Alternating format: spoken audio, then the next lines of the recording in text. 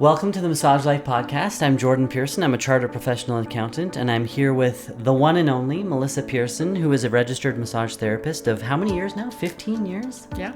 It's been a long time. So today we're talking about regulation in Alberta. You've given me a script because you don't want me to go off script. You don't want me to be funny anymore. That's not what I Even though said. that's what the people want. I didn't say The that. people want me to be hilarious because that's what I do. That's the only thing I bring to this podcast. You can be. You can. I feel like you most can say people- whatever you want. You're allowed. No, I'll try to stick to the script. It'll be fine. You look fantastic today, but I look like a hot mess. We're both in our cozies. I feel like a Sunday night is always just like you get into your cozy Costco sweater and Yeah, I got my Costco sweater on. I got my Mr. Dress Up socks. from And- Santa, From Santa, of Yes. course. Yes. And you're wearing your Today's Special sweatshirt. which absolutely no one knows the reference for that one. You're always Today's Special. It's from a show back in the 90s. I liked that late show. I 80s. watched it. You I liked watched it? it. I don't know if I actually liked it. I don't know if I liked it, but I watched it. I liked Muffy Mouse. That's on the sleeve here, Muffy Mouse. But Right. the mannequin kind of scared me. So there's like a department store and the mannequin would come to life. And it kind of creeped me out. And then anytime I'd go shopping with my mom after that, I'd be like, is that mannequin going to like come to life? Like, it's creepy. Is that a real person? Yeah. But anyways, we're nice and cozy so we can just cuddle up for a little chat about, exciting topics like regulation. Yeah, it's going to be fun. I feel like we should also, before we get into it, we need to give a shout out to Missy. So Missy is your niece, and she's what, 12 or 13 years old? She turns 13. Yeah, this week, I think. Or she just did. Yeah, so I don't happy know. birthday, Missy. Yes. You'll probably be listening to this on your birthday. I expect that you're not going to do anything else but listen to us. Favorite thing to do. Yeah, so for whatever reason, she just loves listening to our podcast. Podcast? I'm just... What is a podcast? I don't know, but it's a new thing that we're starting. It's late. I got my nerd glasses Anyways, on. yes, I'm all sweaty. Shout out to Missy. And Missy, Yes. I said to her, what would you request for future episodes? And she said she just wanted more embarrassing stories. Right. So we have a couple episodes on embarrassing moments. So maybe we can share a few at the end of today's episode. Sounds good. Yeah. So, do you want to read this? Go for it. Okay, so, no, this is you. I'm first. Yeah, you're right. You don't have to read it. You can just go ahead. Yes. So the reason we're talking about regulation, in Alberta, we've been talking about regulation for years and years and years. Yeah. And we're finally actually moving forward, which is exciting. So yeah, mid-October of 2024 here, the Alberta Working Group for the regulation of massage therapy, they submitted an application to the health minister to move us forward towards regulation. And so we've never gotten that far before. It's been in the talks, but now it's like something is actually happening. So Right. It doesn't mean regulation is happening right away here. It's still a big process. It can It'll probably take a long take a time. couple of years. Yeah. Yeah. And so, but it's been a hot topic because people have mixed feelings about it. I think in the past it was all like, yes, we need regulation. Everyone's really excited about it and pushing it forward. But now that the application's out there and therapists have been able to read through it and there's been some Zoom meetings that you can go to learn more about it, people are backpedaling a little bit. They're like, whoa, what does regulation actually mean? And is it good for our profession? Right. Are there going to be any drawbacks? And so there's just been a lot of chatter about it. And I've been a little hesitant to put together this podcast because there's just, a lot of emotions surrounding it. And sometimes I don't even know where my emotions are about it. And I'm actually trying to remove my emotions from it and just like look at it objectively, right? But I thought it'd be good to kind of weigh the pros and cons, and we can talk about both sides of that coin and discuss, what some of the good things might be and some of the things we need to be aware of that may be challenging for us. Right. Okay. Yeah. So we can dive into it. So Yeah. we're going to start with the cons? No, the pros. No, we'll start positive. And then we'll end on and a then low we'll just note. go downhill. We'll just go downhill from there. Share an embarrassing story. Just embarrassing? I can't even talk today. Just a hot mess. Oh my gosh, I'm so sorry, everyone. I'm not going to edit this. So you're just going to have to have to deal with it. Just live with it. Anyways, so we're going to start with the pros. Yeah. So what are some of the pros? Okay, so the biggest benefit of regulation is enhanced professional credibility. And at first when I heard that, I was like, you know what? It sounds so floofy. So floofy. It's like, does it really make us look more professional? Because honestly, the majority of my clients have no idea that massage is not regulated in Alberta. They don't know what that even means. Right. Right? They said, oh, but you're an RMT. Like, aren't you somehow licensed? Yeah, you're a registered regulated? massage Yeah, therapist. Who are you registered with? Yeah. There must be some governing body. Governing body. Yeah. Which there sort of is. There sort of is. We're kind of pseudo-regulated. Right. In the fact that we have these associations. And you should be a member of an association so that you can have liability insurance and like that you're recognized. And there's continuing education requirements. And these ethics. Right. There's standards that you have to follow. So we do have that. But there is a difference between that and being regulated under the Health Act. And there's a few reasons why you would want that. Honestly, the main part of it is protection of the public. But another big part of it is that there's some standards that are established. So one of them is standards of education, practice, and ethics. There's also the protection of titles. So the term massage therapy, massage therapist, those will be protected legally.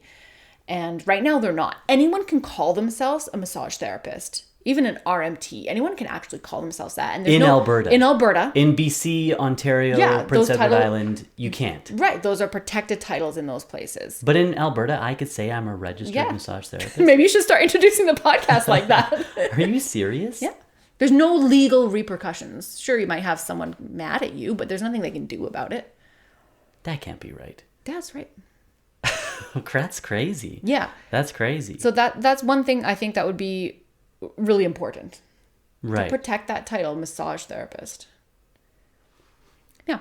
And also to have some better standards of education. So right now, these massage schools can kind of do whatever they want. There's no governing body over them. Sure, you might have a hard time if you go to some, school that's in someone's like shed in their backyard or something. There might not be. Don't go there. Don't go there. You might have a challenging time joining an association and getting liability insurance and being recognized by, insurance companies for reimbursement, things like that. Right. But yeah, you can kind of do whatever you want. So having some standards in place for education, I think would be super helpful because,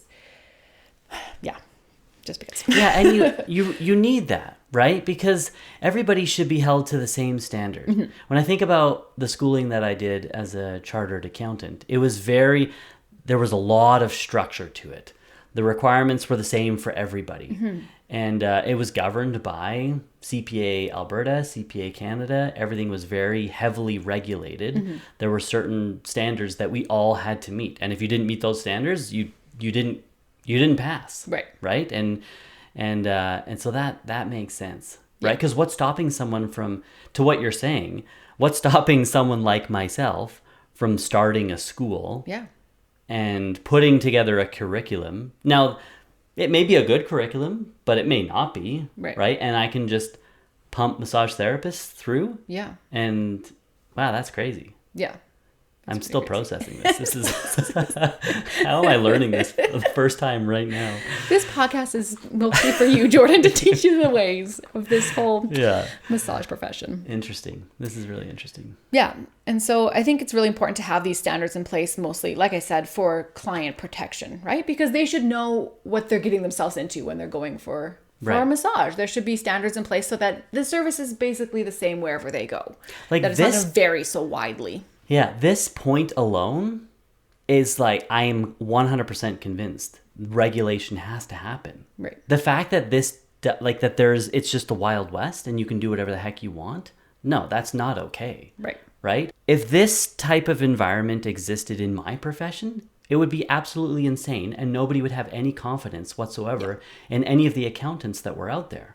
Right? Anybody could just say that they're a chartered professional accountant and, oh yeah, I do income tax and bookkeeping. Well, that person may have no idea what it is that they're doing. Yeah. Whereas if someone says that they're a chartered accountant, okay, you've gone through very intense schooling. You should be relatively okay at your job. Yeah. The fact that this doesn't exist for the massage profession is totally insane to me. It has to happen. That's totally insane. Yeah, and the professions that are regulated are professions where there poses a risk to the public. Right. And I heard some massage therapists get kind of offended by that, saying, oh, well, what do you think we're going to do? Like, why would there be a risk to the public? It's just little old me, little massage therapist. What am I going to do that hurts the public? And it's like, you're working with a human body You're spending a lot of time with that person. All sorts of things could go wrong, right? It's important that we protect the public. Like one profession I was surprised was so regulated was hairdressing. And Yes. it's like they're working with sharp tools like scissors, and they're working with chemicals to dye hair. And it's like you could do a lot of harm to somebody. Right. And so it's important that we, look out for the greater good of society. I 100% agree. This is fascinating. Okay, that's the end. The end of the podcast. I don't even care interesting. Okay. Yeah. So Okay, what's next? The other part that kind of goes along with that, we talked about a little bit, is having these ethics standards. Right. And one of the things that's important with being regulated is that not only do you have these standards, but there's a way to enforce the standards. So right now, these associations do have like ethic standards that we have to follow, but I don't know how much it's really like, what can they do? What's the recourse? I don't know. And thankfully, I've never been down that road, right? So I don't really know. But could they not, maybe they get kicked out of the association and maybe they can just join another association. I don't know. Whereas in these regulated provinces, there's guidelines for if there's complaints about somebody, right? And even you can go to BC's website and like read the complaints about, there's a process that you have to go through if there's complaints about a massage therapist. Mm-hmm. And so it's just, there's just clear procedures. And I like that. I like when there's just clarity on what happens next. Right. And again, to protect the public. Right. Yeah. And so the other thing that can happen is when we have that higher standard and, we're seen as more professional, it leads to better job security, and which can also lead to better wages.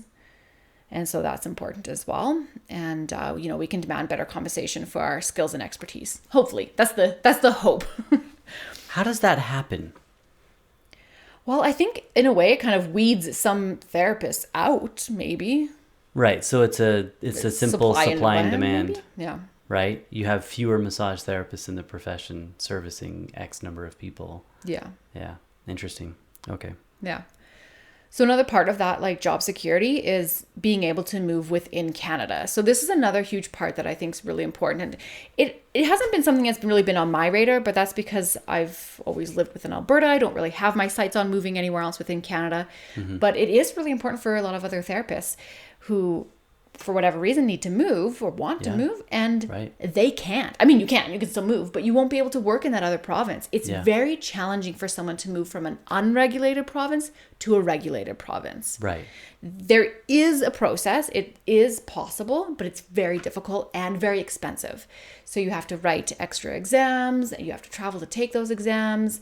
Right. And sometimes it's just impossible depending on where you went to school. And so you essentially have to go back to school. There's more schooling involved. Right. Yeah. To make sure that you meet the same standards. Yeah.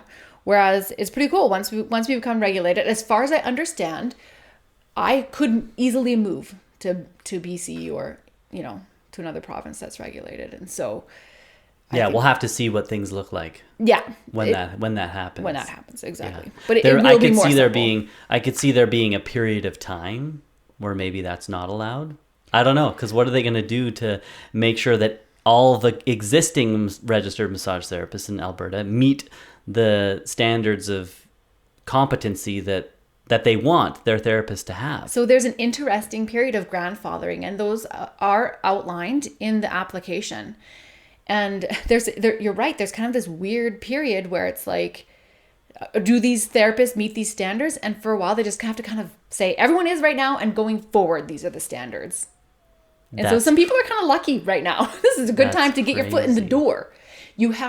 From what I understand, and I could be wrong because it's been a little while since I read the application, and like I said, it's several pages, but from what I understand, as long as you are an active member of one of the associations in Alberta, and there's a list of them, 4 or 5, as long as you're a member of one of those associations, you are grandfathered in. Okay. I mean, that makes sense. How else would you do it? Yeah, right? You'd have to have a competency exam. You'd have to have a competency exam, yeah. Oh, interesting. Yeah, so it's a good way. If you want to, right now, if you're looking at moving to Ontario or something and you live in Alberta, it's like, just wait this out and then you can move easily. Yeah. Whereas if you want to move right now, it's more challenging for sure. So that's a big perk for some people. This is blowing my mind. Okay. Another point here. So you have this written next to my initial. Another small but important pro is that people can include massage therapy on the medical expenses on their tax return. So this always comes up in the business course that I teach. People will often ask, can I write off massage therapy? So as a massage therapist, if you go for a massage, can you write that off as a business expense? And the answer to that question is no. But under normal circumstances, normally you'd be able to include that as part of the medical expenses tax credit on your personal income tax return. Yeah, anybody, not just massage therapists. Yeah, anybody. So if you go for a massage, you can, well, you can't actually, in Alberta, you cannot include that on your income tax return as part of that medical expenses tax credit because registered massage therapists are not regulated in Alberta. So there's a website that you can go to where you can see all of the medical practitioners, acupuncturists, chiropractors, whatever, right? All of them. You can look them up and it'll say, okay, you can include expenses from this practitioner in these provinces, right? And if you look at registered massage therapists, it's only the regulated provinces that you're allowed to include those expenses on your income tax return as part of the medical expenses tax credit. Which makes sense. Which makes sense. Yeah, because again, if anybody can say that they're a registered massage therapist, then okay, let me just write you all these receipts and here you go. There's your tax credit. Yeah, exactly. Now that tax credit, it's not that great. Right. Because you have to, I forget exactly what it is. I think it's 3% of your total income. Like your expenses have to exceed that threshold. I believe it's 3%. And then it's only everything above that you get to include as part of the credit. And so, I know for us, like our medical expenses have to be insane. There's been a couple times, where I had some dental work that needed to be done. You and your expensive teeth. I know. It's so stupid. We could have been millionaires if only we're cursed with the world's worst teeth. We'd have a yacht right now. I brush and floss every day, but your teeth just hate you. Yeah, they just are the worst. Yeah. Hey, side question about the medical expenses thing. I sometimes have clients at the end of the year or, early January or whatever, asking me for an invoice for the whole year. Yeah. And I don't really question them. I'm like, why do you want this? And I just give it to them. Is that bad? Should I say, oh, if you're using this for your tax return, FYI, it doesn't count? No, I mean, it's... You don't know why it is that they're. What if they tell me it is that? I mean, you can give them the information. Say, technically, this can't be included as part of the medical expenses tax credit, but it's not your responsibility to. I'm not a tax professional. Yeah, you're not their accountant. Yeah. Right, but yeah, some people do. Actually, I think there was a period of time where I even did before I became a CPA and went down this rabbit hole. Just like, oh yeah, this is a medical expense. Like I get to claim part of it through insurance. Well, the part that isn't covered by insurance, like let's gather all of that together and see if I qualify for this credit. And that was back when we were poor students. And so we usually did. And so the benefit that I got was not significant. Yeah. But yeah, I'm pretty sure that I did. And now somebody from the Canada Revenue Agency is going to be listening to this podcast. Listening. But that would have been more than 7 years ago. So we're outside so we got away. Yes. We got away with it. Oh, screw you, CRA. Don't say that. No, I'm kidding. Yeah. Okay. Are there any more pros or? Those were kind of the main points. I'm sure there's other things that people could think of and whatever, but those are the highlights for sure. Yeah. This is like every episode. This is very high level. Yeah. Right? We're not going to get into the details. I feel like we need a huge disclaimer at the beginning that says, hey, we actually don't know what we're talking about. We know nothing. Case in point, me just learning all of this stuff for the first time. We're just shooting from the hip. I do read. I'm a big nerd and I read these documents and things. I'm always like, and that's why I believe what you're saying is true. Because you do read all of this stuff. You're probably the only person outside of this committee. What's the name of the committee? I should just be on the committee, Yeah, honestly. You're the only person outside of the Alberta Working Group for the regulation of massage therapy who reads any of this stuff. Yeah. Anyways. But yeah, we can definitely link towards the application and all other information. People have been asking, oh, how can I, stay on top of this? How do I know what's going on? Your association should be sending you information as it comes up. And so just make sure you're on the email list and they should be getting the information to you as it comes up over the next several years. Right. Yeah. So we can talk about some of the drawbacks for sure. We'll talk about those things. Yeah, I think one of the major drawbacks that people are freaking out about right now are the associated costs. Yeah, money. I mean, it's a driving force for pretty much everything that we do, unfortunately. And so, yeah, people do have to pay more to be a member of the governing college. So you do have to join the college if you want to continue to be a massage therapist. Now, some people may choose not to. That's fine. They don't have to. If they don't you have to join the college? If you choose not to join the college, you cannot call yourself a massage therapist. You will not be able to write receipts for insurance. You will have to call yourself something different like a body worker or a holistic practitioner or some other term that's not protected. Okay. But then so what's you the could point? still practice, but it will be challenging to find clientele. You won't be able to charge as much. Your practice is going to look very different. Right. So really you have... You really are kind of forced. Your arm is forced to join the college. Right. Yeah. Okay. And so now you're paying fees, you're paying fees to a college and to association. Correct. Because you need to be a member of the college, the governing body, but then you also need to be a member of an association. Your liability insurance will come through the association, correct? Is that how it works? So from what I understand, there are ways that you can get liability insurance other than being a member of the association. So you could seek it out on your own, but it's probably going to be more cost effective to get it through the association because they're going to be able to purchase that insurance at a reduced group rate. Right. And there's other advantages to being a member of an association as well. Continuing education may be provided. It's probably going to be more regulated underneath the college. I don't think it's been clearly defined too much right now what continuing ed is going to look like. So I think the college is more going to be in charge of that, but the association may put on like free webinars or, have discounts for con ed or, they might be involved in it. I don't understand why there needs to be two separate bodies. So the reason is the college is there for the client. So they're protecting the public. The association has our interests at heart. The college is solely for the public. And the association will be solely for the massage therapists. You're right. There could be some amalgamation, but in every other province, it's not. It's separate. Right. Because the accounting profession, we have CPA Alberta and CPA Canada. I mean, that's a whole nother can of worms, right? Because you had CPA Ontario and CPA Quebec that left CPA Canada. Ooh, so there's a lot of drama right now in the CPA world. Interesting. But I don't understand why there needs to be two. I mean, that clearly I've established from the very beginning that I don't know anything, so I'm sure there's a valid reason. But regardless, at the end of the day, it's going to cost more money, right? Whether you're buying liability insurance through the college, if they were providing that as well, there's going to be a greater expense. Right? Yeah, and the costs are looking pretty high. So the numbers are going to change and they've just put together estimates, but it looks like it's going to be around $1,000 a year to join the college, plus your association and liability insurance probably going to be around $500. So you're looking at an additional $1,000 per year on average. This is just like the numbers are very vague right now, but it will be more expensive. Yeah. And that's how regulation works, right? Yeah. You're telling the government, hey, we need your help to regulate our profession.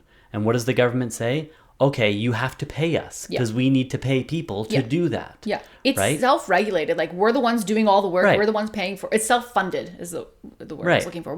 We're providing the funding for it. Right. And in fact, we can join the transitionary college, or there's like a group. There's something I could join right now. It's not the official college yet.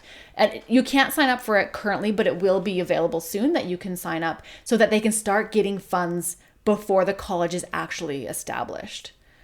And so I'm going to have to start paying things already before it's even official. Wait, do you have to join that though? No. It's Why would you? Because then your fee will be, it's so complicated. And I honestly spent a lot of time reading it and I was like, I still don't get it. Something about you pay each year and then when you do join, it's less. Okay. You're just prepaying. Yeah. Yeah. Oh, that makes sense. Interesting. Yeah. So one way that probably it will be offset is by therapists increasing their rates. And I see it in BC and Ontario. Mind you, the cost of living is more in BC and Ontario as well. Their therapists charge more for massage. How much more? I mean, it varies, but I see like 120 is average for just like a clinic, 130 maybe Right. for a clinic. Whereas like Right. that's around what I'm charging for mobile. Right. So it is more expensive, and so it might make massage therapy less accessible for people. I don't know if it's more expensive. Right.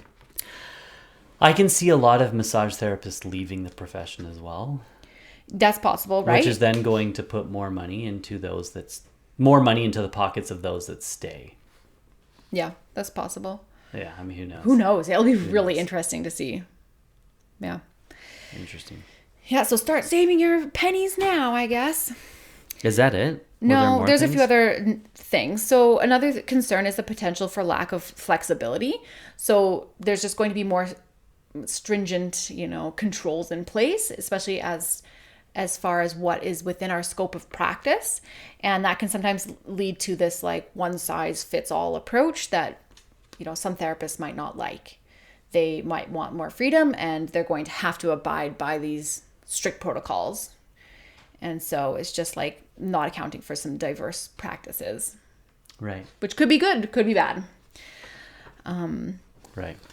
Yeah. Yeah, regulation is so tricky because you think about the Canada Revenue Agency. That's kind of my wheelhouse. We talk about that all the time. That's a government that's a form of government regulation, right? The Canada Revenue Agency oversees the collection of taxes, which is a source of revenue for the Canadian government, right? They're enforcing the tax laws.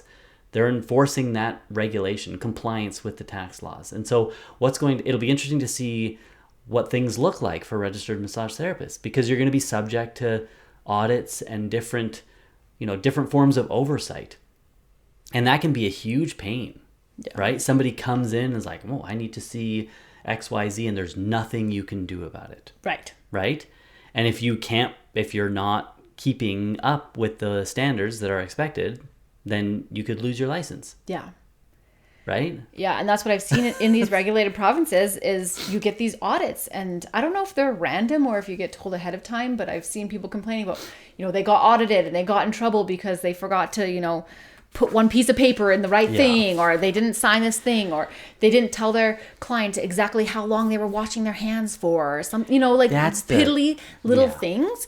And that's the part that I'm worried about, is just like this over-regulation. I'm all for regulation, but I don't want someone's fingers in all of my stuff. It's like, let me do what I need to do. I don't need you being this like thing over my shoulder that's nitpicking at every little thing. Over little details that don't matter. Yeah. Inconsequential. Yeah. Right?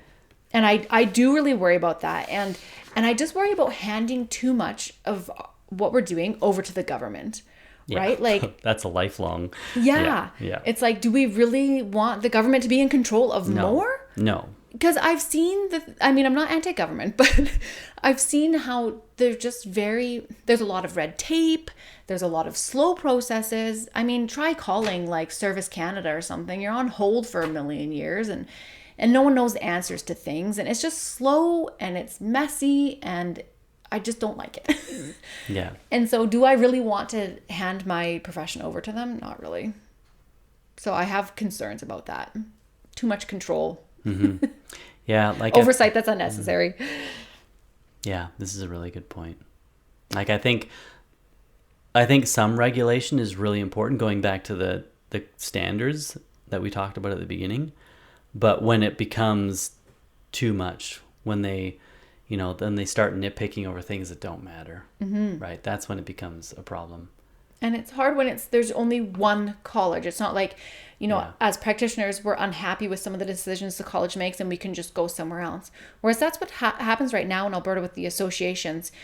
People get upset. Oh, this association is making this difficult, or, their fees are going up or whatever. They just move to another association, and that puts pressure on the, the choices that they make. Whereas the college can just do whatever they want. And if you don't like it, tough. Like, what are you going to do? You can't go somewhere else. You can't shop around. There's only one college. And so I just worry about them making some decisions that people aren't happy with. And I've seen that. I'm in these, Facebook groups and stuff, and I see conversations around in BC of things that they do that that people are just not happy about. Yeah. Like they put together mandatory courses and stuff that you have to take.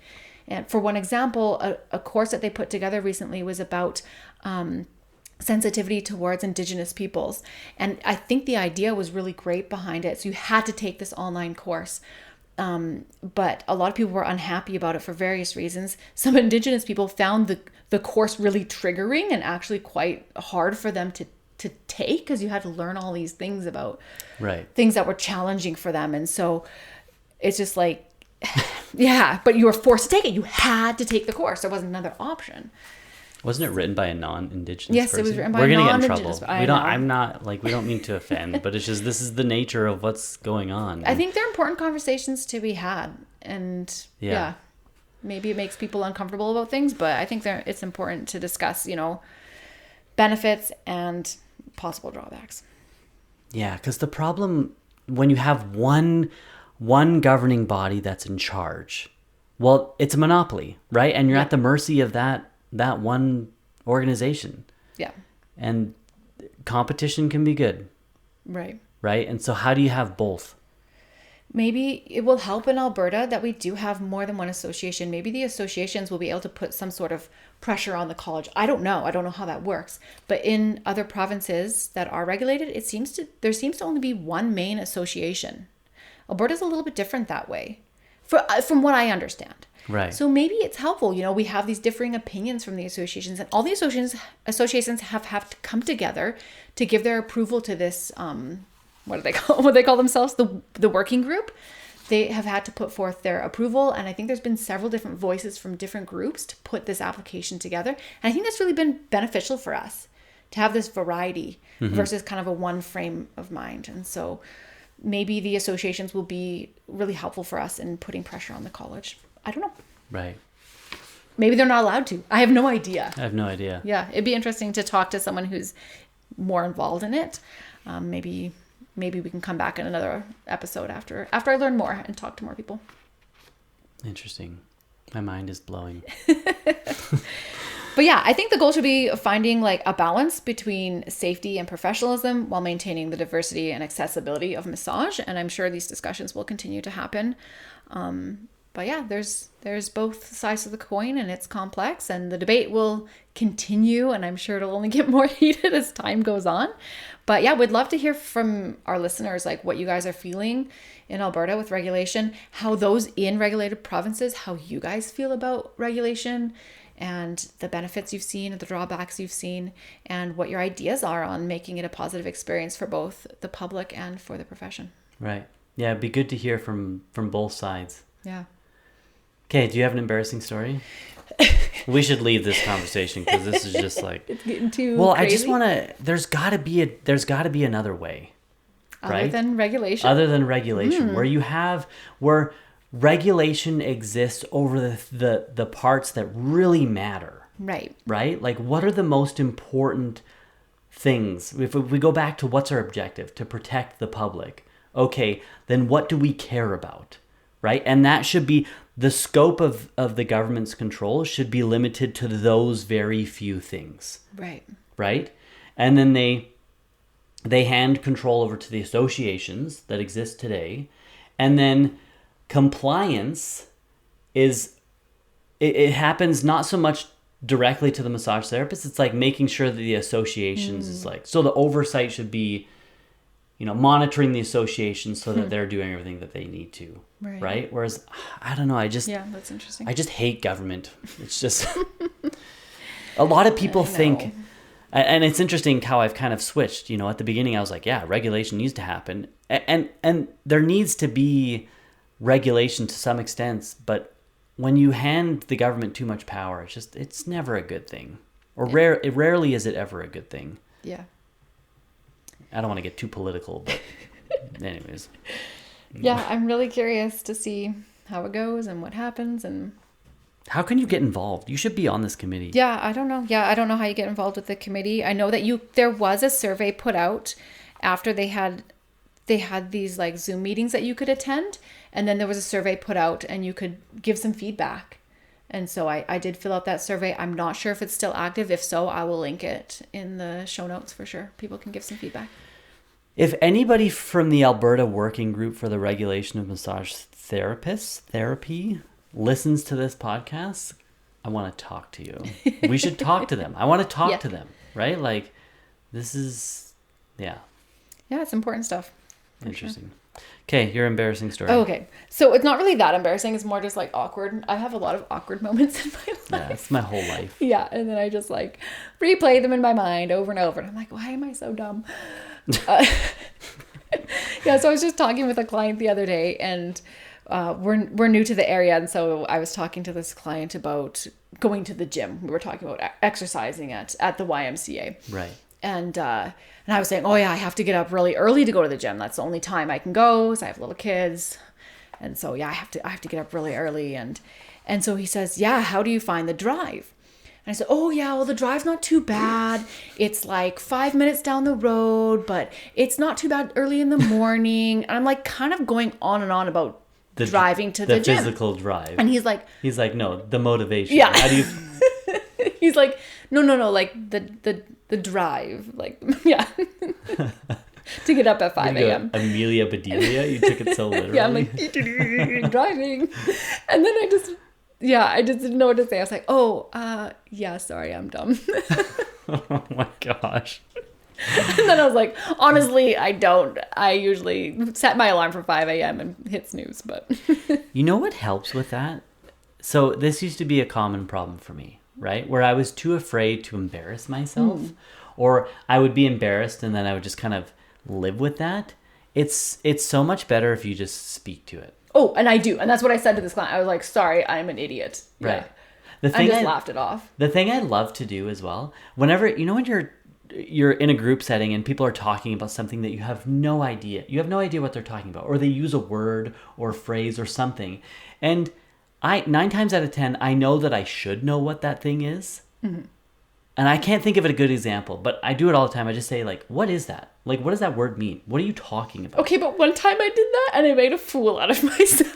Yeah, no, you just have to own it. No, it was really bad, Jordan. Like, I'm embarrassed to tell this story. Okay. Oh my gosh. Okay, what was it? Because you're right. I always think it's better to just be open. You forget someone's name, just ask them what their name is, right? Like, you don't need to play along. Right. But one time some friends were talking about that in school, this was a long time ago, in school they had to, not massage school, like actual school, they had to design a snowboard. And she was saying, oh yeah, we had to like, we could put whatever colors we wanted on it and stuff. And I said, what's a snowboard? Oh my gosh. Because I was picturing like a poster board, but it was like a snowy one, like a snowboard. And then she looked at me and she's like, are you an idiot? She was like, a snowboard. And it still took me a second. I was like, I am going to crawl into a hole right now. I was like, what? Even that, you just got to laugh it off. Oh, and I think I did, but all that night I was like, Was it back when snowboards weren't really mainstream yet? Because there was like a period of time where it was like, yeah, snowboards were a thing, but you'd still meet someone that didn't really know what a snowboard was. Possibly. All I know is the context didn't make sense. She was talking about being in school and like working on this project, and if I don't know. No, I don't think there was any excuses. I was just dumb. So when you're giving a speech, one of the first things you should do is establish your credibility. So we own a business where we educate people. And I feel like it's really important for us to try to establish some credibility. I teach people that too when I'm talking about, building up your practice, and you should establish yourself as the expert, which we do a terrible job of. No, we do put very nicely organized courses that have raving reviews. Yeah, so, and we just launched our TMJ course, which has been in the works for years. For a long time. Yeah, it's finally out there in the world, and we have had some feedback, and people are loving it so far. 5 stars out of 5. So yeah, it's been exciting. It's so interesting. I wish more people would review our courses. Yeah, you know what it teaches me? That I need to review things more. Because I'm terrible. I'm just like, yeah, I loved it. Did I take the 5 seconds to write a review? No. Yeah, the participation rate is what I would expect it to be. It's like 10%. Right, reviews? But it would be nice if it was 90%. Yeah. Well, we need right? to. Yeah, it's nice to have feedback so that you. And we've that's tried how to you learn. incentivize people. It doesn't work. Yeah. Oh, we should send people presents. Write a review. I'll send you a sticker. Yeah. Then you're only going to get 5-star reviews. I want honest I know that's reviews. like when you go to a restaurant, and have you ever had that where they're like, leave us a Google review and we'll give you free French fries, but they like ask you to do it before you even get your food, and so it's like totally pointless. Like, yeah, I loved this place. It's like I haven't even eaten yet. I did that. I can't remember the restaurant, but I did that. I went to that place because they had so many 5-star reviews. It was that chicken place, I remember. Yeah, so I remember going there thinking this place is going to be amazing. And it wasn't. And of course, when I got there, you got something for free if you gave them a 5-star review. And it's like, oh, okay. I see how this works. Did you know Google does not like that. You can have your whole Google page shut down if you are giving people like prizes for leaving reviews. It's not authentic. It's not authentic. Mm-hmm. I want to actually know if this is good. Yeah. Right? That being said, your TMJ course is amazing. It's a good one, yeah. It took a lot of time with it, and it's organized like well. You've put a lot of thought into how can I make this course really fun and interesting, because it is in an online format and it works well. The things that you've done, it's amazing. I think it's really great. Thank you. Yeah. Okay, anything else you want to say?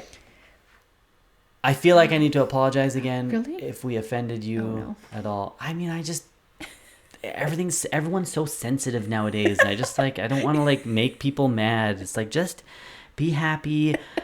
If you like regulation, great. If you don't like regulation, great. We can all hold hands and love one another. Everything's gonna be great. Just calm down. Just calm down. I love you. Everything's fine. This is fine. It's like the room that's on fire. That guy. The little dog. Is it a dog? I don't know what it is. I think it's a dog. There's a dumpster on fire in the background. No, this is fine. Everything's fine. There's no dumpster in the background. Everything's just on fire. Oh. You're mixing two memes together. Classic. Yes. Yeah. Anyways, people have stopped listening. Okay, we should say goodbye. Love you guys. We do love you guys. Take care. Bye. Thank you so much for listening. If you'd like to stay in touch, you can follow us on Instagram, Facebook, and TikTok. We've included the links to these in the show notes. Also, be sure to check out our website, onlinewellness.ca, if you need any continuing education credits. All of our courses have been approved by massage associations across Canada. Anyways, we'll catch you next time.